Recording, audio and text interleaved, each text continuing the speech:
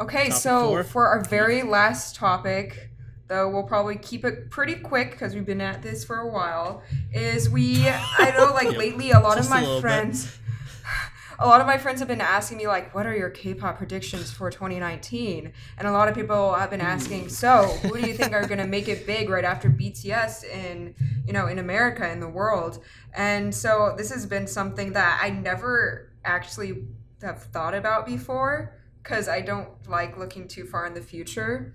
But I was like, you know what, this would be a Yeah. cool thing to talk about. And I feel like the making, I guess I'll go first, but the group that most obviously would first make it big, I think, is Blackpink, because their like YouTube Yep. number views Agree. are as big as BTS, and also three of them speak fluent English, and also their music Problem is is they don't very, release very music. accessible. Oh. I was gonna say, yeah, you need to release music to make Yeah. it big, though.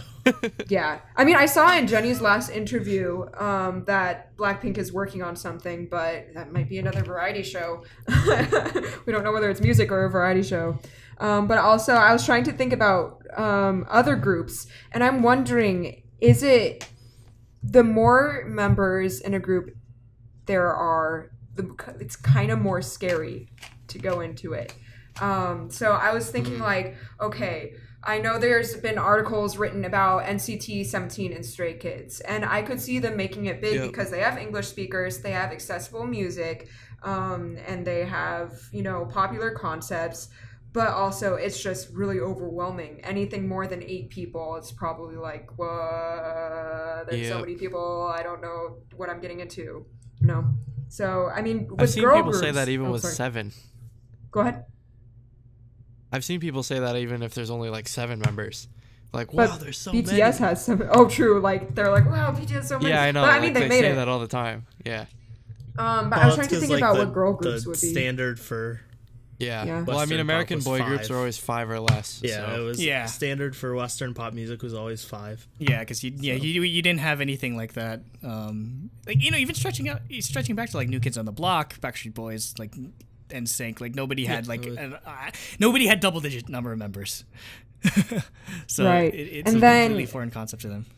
For rookie girl groups, I think Idol might make it big. I don't know whether any of them, Idol, if they have English speakers. I think they have English speakers, right? 1 or 2 of the members. I think Yuki knows a I bit of mean, English. I think and- one of them.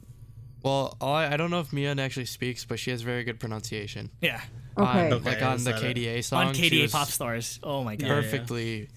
Okay. And then Understandable. also Momoland, if they continue to put out songs Yeah, they got like that 3, don't they? yeah, they have quite a Yeah. few English speakers. So Momoland and Idol, I think, might AZR. blow up across the seas. Your turn. Whoever next. Nate, go. Yeah, I guess I could go. Nate? Yeah. So if we're talking about like here in like the U.S. and in the Western world, I think NCT is the obvious one to be next. Like they're already But there's really so big many. around here.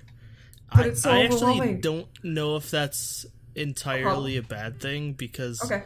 it gives people like obviously like a big part of K-pop is having your bias or whatever, and having more members means even if you're not Less a of your huge bias. fan of everyone, like there's probably someone for you to latch onto to become a fan of the group. Right. In terms of like mainstream, yeah, like news outlets and stuff, it would be like it's definitely overwhelming to have NCT on a talk show or whatever. But I mean, they would have just like NCT 127. I think if we're talking about like over here in the West, it would be NCT 127. Like I don't think Dream would get as much. No, they're too young. Like nearly as much like exposure and stuff. So yeah, I think them in terms of girl groups, I think if Blackpink, if they keep putting out music, otherwise G Idol definitely is someone I could see getting way more popular over here. And then just in terms of getting more popular in general, like including Korea, I think Stray Kids is up there. Yep. I think they easily have the best chance of getting bigger and bigger over the next couple of years, just due to the fact that they're under JYP. They have Self-composers. so much talent. Yeah, exactly. The fact that they're self-composed, it definitely gives them do talk about relatable topics, bonus points. So yeah, I think they have a unique style it's still like something that people are interested in. It's not like completely ridiculous out there. But it's not really, we don't get a ton of like this more rock based hip hop. There aren't really any other groups doing that. So yeah, I think they easily have the biggest chance of making it big the next couple of years. And it helps that, I mean, they're twice as baby, like baby brother group. Yeah. So like they have that to latch onto, and stuff too. So honestly, I think Stray Kids has yet to pop off, like just in general. Like, so Yeah, for it's only been 1 example, year. like with EXO back in like 2012, you know, from when EXO debuted, it took a pretty long time for them to actually like catch on and be like, bam, we're huge. Like it took all the way to like Growl, which was, Right. I don't know, like their fourth single, I think. So like Stray Kids is getting there, but still, like it took a little while. Growl, Overdose, those songs back then, like EXO wasn't enormous. Like they were still like before then they're still small, like compared to like Super Junior or something like that, for example, like back then. So I think Stray Kids still has room to grow, and I think they definitely do have crossover potential. Like I was driving somewhere with my mom and I was playing Stray Kids in the car, and she actually said that she liked it. So I was like, hey. It's Yeah, like, yeah, my exactly. mom approval. too. She's very picky. My mom is so picky, and when I played District 9, she was like, Yeah. "Turn that up," and I was like, "Okay, Yeah, like it's will awesome. do." No, I don't let my parents listen to K-pop. Well, yeah, and even like I've been driving to lunch, like coworkers and stuff have enjoyed it just because it's got that like hip hop feel that like older school hip hop feel that Yep. people listen to here in the U.S. So Yeah, but and then another thing I've been like silently waiting for is so SM has not come out with a girl group in 5 Yep. years. That's how long it's been. Soon. That's how Since long Red it was Velvet. between FX and Red Velvet. And now Red Velvet, it's been 5 years. And honestly, I feel like with the success of Twice, they might feel slightly burned from that, because Twice is pretty much like JYP being like, SNSD, I want one. Yeah. Like It really like is. that. I think that's what he had in mind when he built Twice. Not to say that their music sounds the same or that they're just, you know, new SNSD, but like I think that's legitimately what JYP had in mind. Yeah, it's, And I think SM seeing the success of Twice, the success of Blackpink, the success of BTS, I think they'll try to take those things into consideration with whatever the next group is, whether it's a girl group or boy group. I think it'll be a girl group. And I think they're going to come out with something looking to be like huge. And I think like even with NCT and Red Velvet making like small little tiny pushes into America, I think SM now like kind of has their eyes on us. on us. Yeah, they're like, They're I want watching that. us. I'm sorry for all of the bad things. Actually, no, have I said anything like obnoxiously bad about anyone? SM, honestly, I don't think I have, despite how like critical I am. So okay, I'm good with SM. So I actually ended up taking this question way too literally, as in what I thought groups would be like big in Korea, as opposed to like what Oh. K-pop groups. I'll do it anyway. I mean, you can go ahead. You can go ahead, yeah, and say what you plan for.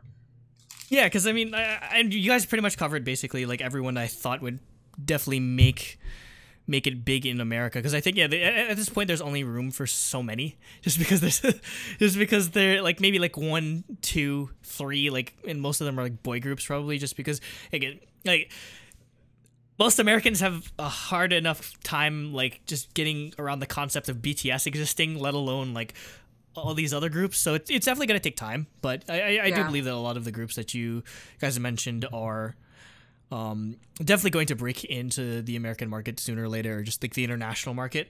As for who I think will actually make it big in Korea, or just like, because I think that's kind of a more interesting question, or like a harder question to answer, just because again we don't really, it's harder to measure Korean tastes as being an outsider necessarily, or it's just really it's not up to us because we don't have control over like freaking like Naver, or like I don't know Melon charts or something like that. But some of the artists I think that actually make it big in Korea is the Boys, because they are from some random like, oh God, what is it, like what's their entertainment company again? I forget. Like I have no idea. They're from like a really small entertainment company. Cooper would know. But they've already made it really big. They're huge. And no, the funny thing is we mentioned this before, but there's a good chance they are more popular than any like group that would come out of the members of 101 once they disband. Like they have the momentum and everything. They're putting a lot of money into it.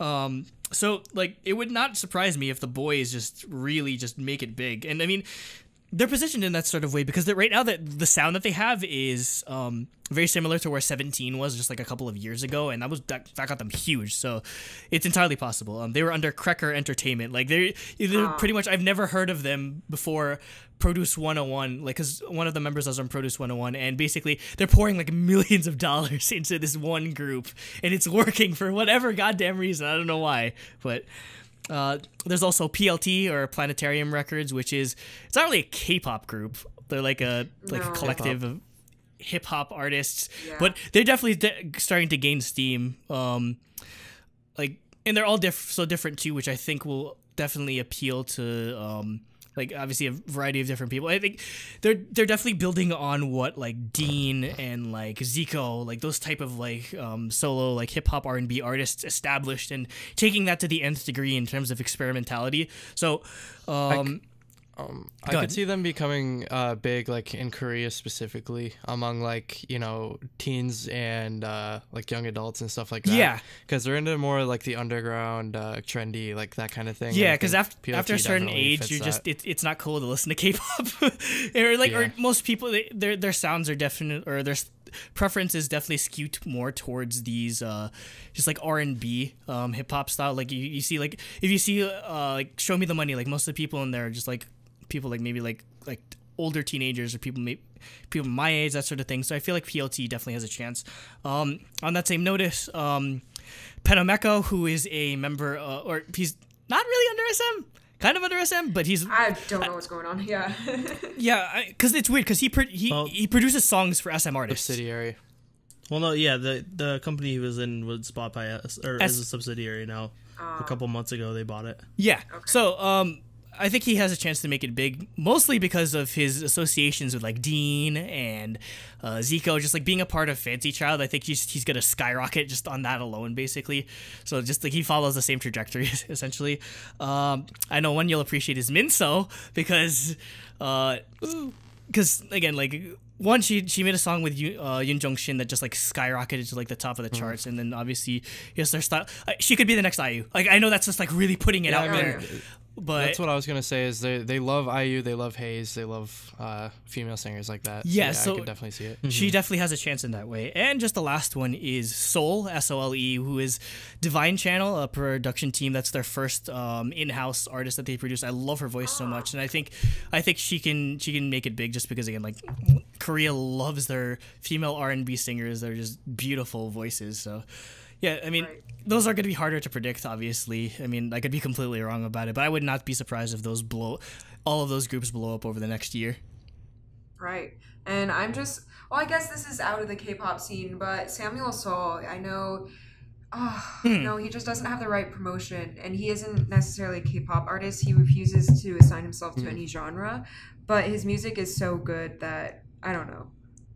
No, he probably won't make it big, but he's just good. He's just really. I hope he makes it. I mean, there is like, yeah, Korea loves their ballad singers, their like solo like artists or whatever, more than we do here in the West, because it doesn't really appeal, at least to me, as much. But I mean, there are a lot of people that are like like that sort of are not necessarily within the bounds of K-pop, and still, because it's what most adults listen to. Like the age demographics is just completely different, or it's way older, which is why like people like, I don't know, like Sam Kim, even though like he definitely appeals to an older demographic for doing like, I don't know, just like jazzy like rock type of things as well. So yeah, there definitely is a market for it. Right. Yep. Okay. We done? I think it's time to call it. Yeah, it's time to call it. We're at 3 250 hours. 250. Rob just got here. Yeah, I know. I saw that right as Rob showed up. You'll have to Time go to back end and the watch it. podcast. You got 3 hours worth, so. All right. Take us out, Jacob. All right.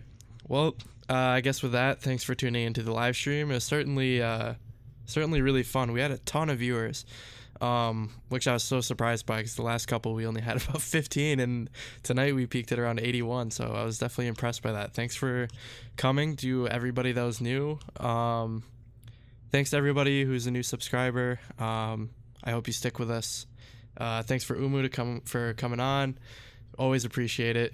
It was definitely fun. Just hanging out with everyone, and yeah. So with that, do we have Thank you. anything on our? goodbye. Oh yeah, join Discord at Smoocholit. No, I mean, do we have anything upcoming on our our schedule or whatever that we want Taking to? a Truly break off. Daebak Awards. Yeah, Truly We're Daebak taking a week Awards. off, Fish. Yeah, we Yep, have our own awards awards. show because Mama kind of sucks when it comes to like giving awards to people that actually deserve it. So. We are the K-pop Academy. Yeah, we're the K-pop connoisseurs. So yeah, we're gonna try to narrow down our nominees by the end of the year, announce it sometime in early January, and then the Truly Daebak Awards will happen like over a couple of weeks. So there'll be a fan one as well.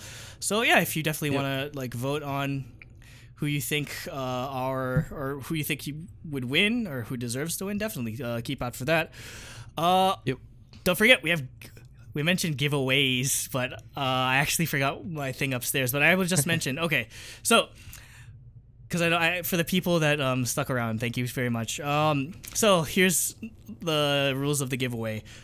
I'll be giving away this Korean. It's manhwa. It's not really, because the equivalent to like manga in Korea is called manhwa. There's this Korean manhwa that I bought at Anime NYC. That basically the story is about. Like it's so like pertains to K-pop, where like the story is, or it's basically Hyuna and Idon the manga. Not even joking.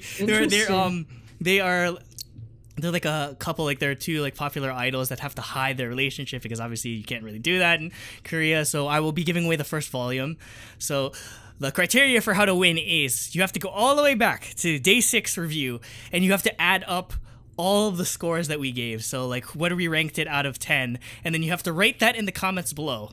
So yep, if you get that number correct, and I'll give like a week or so for the people that are watching this on like replay to get their comments in, and you'll win it. I'll ship it anywhere in the world, and it looks like a really cool manga too, so definitely check it out, even if you don't if you don't end up winning the contest. But Nate, did you want to do anything?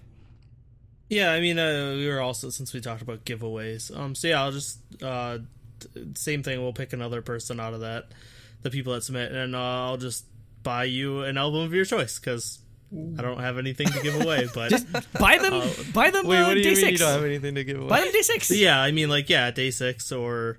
Yeah, we'll just go with day 6. I don't want to ship out hundreds of posters, okay?